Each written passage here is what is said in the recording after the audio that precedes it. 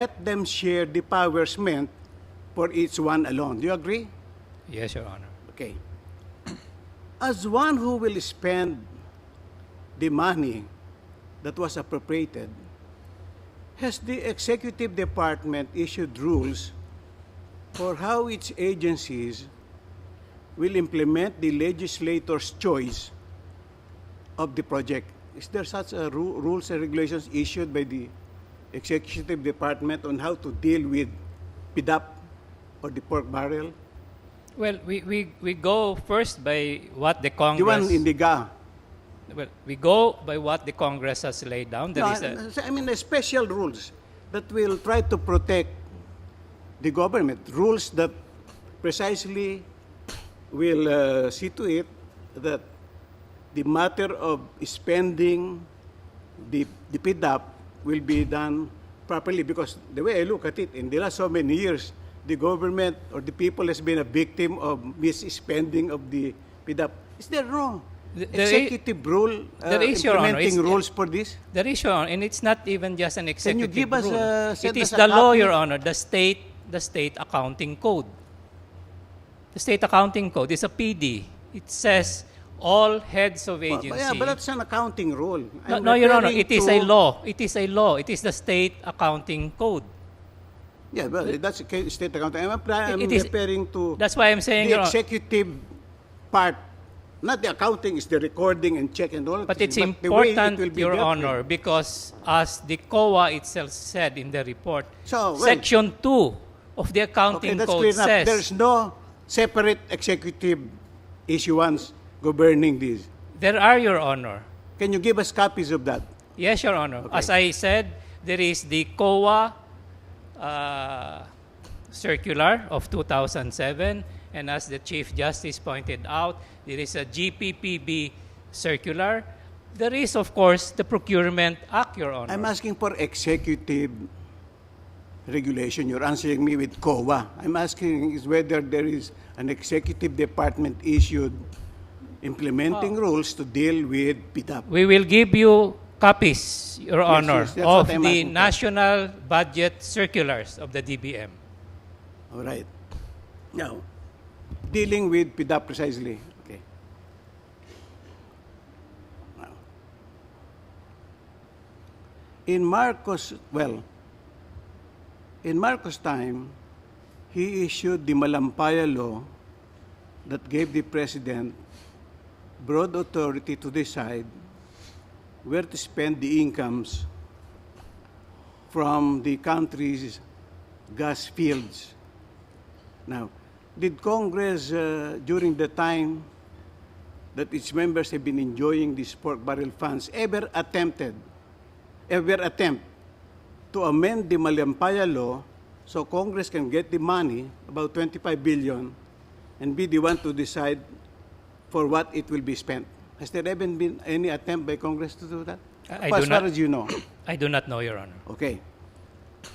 I am looking for it also. I've not found. Now,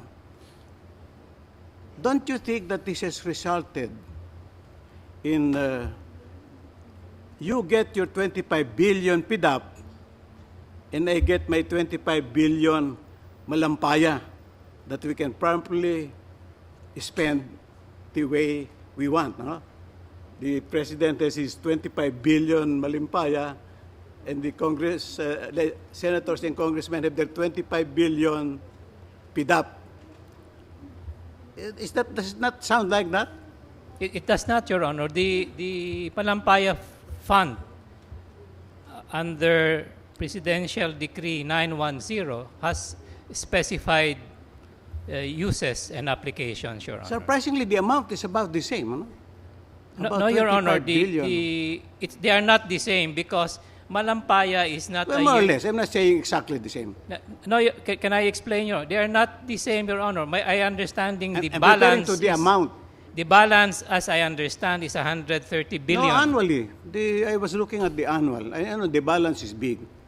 But the annual I do not know the annual proceeds. earnings about 25 billion from Malampaya and then 25 billion from PDAP. So my point is this, Pilconsa did not yet see the ruinous consequences of the subtle yielding of the constitutional check that one department exercise on the other department. Okay?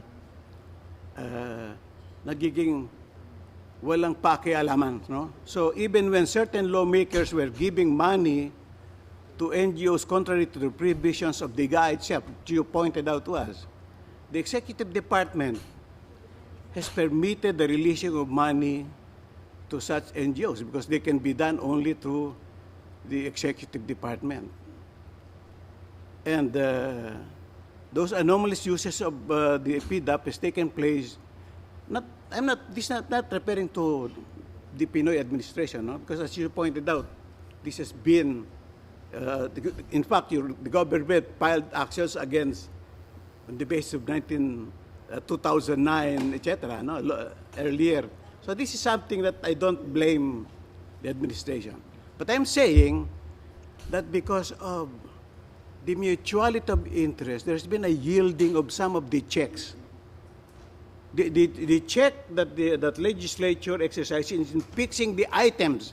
Minsan sabi ni Justice Carpio na itemization of the amount. Parang in the disposition of the Malampaya funds, walang ganon. On the other hand, dito naman din for the part of the PDAP, you see, the spending, the one who should identify the items should be Congress as a body.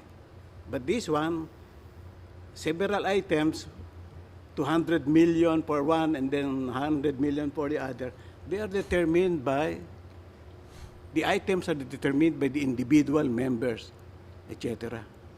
And the President has not vetoed this, as he said. He's not done anything about it. So, these are the things that did not exist in PhilConsa. The fact that even with the provisions that you provided restrictions, I saw them, that you showed to us, that the menu is like this. But I was reading it. Actually, it contained anything that the Congress wants. It's not really as if they're restricted to 2 or 3 items. If there's anything you like, it's there in the menu. It's better than the menu of Gloria Maris, you know? This one, menu is really, you can really choose almost anything. So in a way, I'm not convinced that provided a restriction. No, it did not provide a restriction.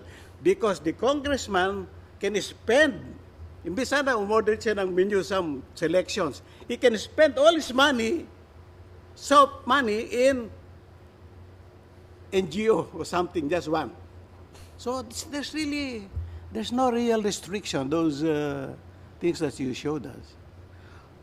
So, I was going to ask you, what was the basis for the appropriation, what is the basis for the authority of the President to be the one to decide how the earnings from Malampaya will be spent?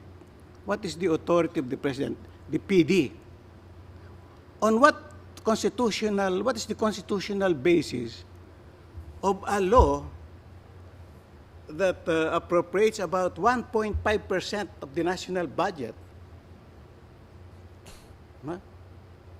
Give it to the President and tell the President, it is up to you how you want to spend it. It's for energy, but does not tell us how many hydroelectric plant, how many thermal plant, how many things needed for energy development is needed. It's just as a lump sum amount of about 25 billion a year.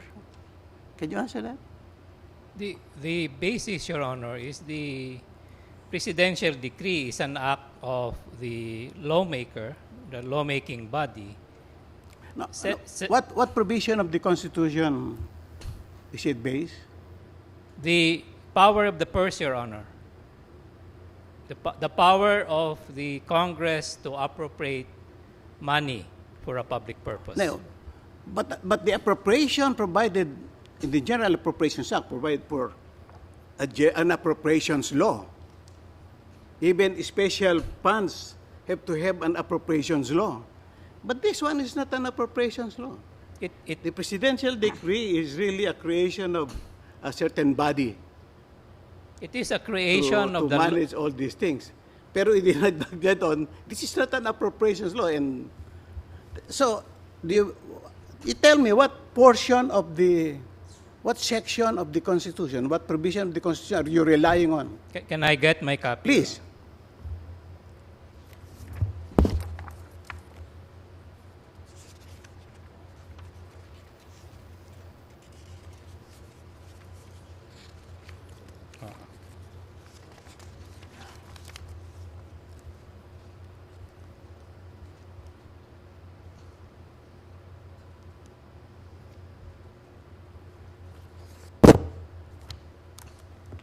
Section 29, paragraph 1, Your Honor. No money shall be paid out of the Treasury except in pursuance of an appropriation made by law. So, we are speaking of appropriation. And what does the other provision of the Constitution say about appropriation? What are the limitations of these? How is appropriation made? That's the one I'm looking for. Now I'm familiar with this one. What portion of the Constitution provides for method of appropriation? Because there is one, Section 25, special, there is the General Appropriations Bill, and there is the Special Appropriations Bill. Where does this fall? Pursuant to an appropriation made by law. The law, Your Honor, is... It's not an appropriations law. Well, that is where we respectfully disagree, Your Honor. PD 910 appropriates money from the proceeds of the Malampaya operations, from taxes, and the share of the government in the royalties, Your Honor. So it appropriates money for a public purpose, exploration, and such other purposes, Your Honor. So the authority is Section 29, paragraph 1 of the Constitution. Yes, but this one, no money shall be paid out of the Treasury except in pursuance of an appropriation made by law. And to what does it refer? Section 29. It refers to the previous provisions that refer to manner of appropriating money. So if this is the case, if you say that Congress can pass a law and say we are appropriating all earnings from income tax for the payment for the Department of Education, pwede yun. Because the law appropriates money, hindi siya General Appropriations Act, appropriates money, earmarks all payments of income taxes for the Education Department. Pwede yun. Yes, Your Honor. Because there is a law. Well, that's good. And it That's appropriates. Good. Thank you. Thank you, Your Honor. Justice De Castro. Solicitor General. Yes, ma'am. I noticed that in 2010, the list of the projects and program under PDAF is quite short. Yes, Your Honor. The appropriation then was about 10 billion pesos. Now, the following year, 2011, the budget was increased to 24.7 billion, more than double of the 2010 budget for PDAF. Yes, Your Honor. And the list has become very long. And that also was followed in the succeeding year up to 2013. As your materials would show, there is now a long list